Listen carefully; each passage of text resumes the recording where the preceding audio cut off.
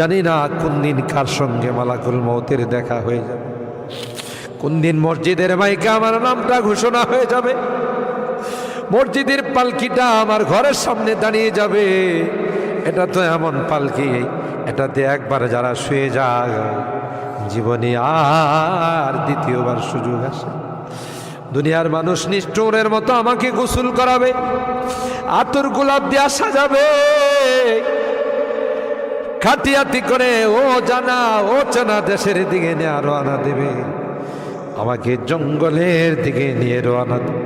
আমি চলে যাব, আর কোনো দিন আসবো না। আল্লাহ ওই মুহূর্তটা আসার পূর্বে নেককার বানাই দিও আল্লাহ, পরহেজগার বানাই দিও, কলমাওয়ালা বানায়া দুনিয়া থেকে নিও আল্লাহ। আমি যদিও গুনাহগার, মুসাফিরের দোয়া নাকি তোমার কাছে কবুল।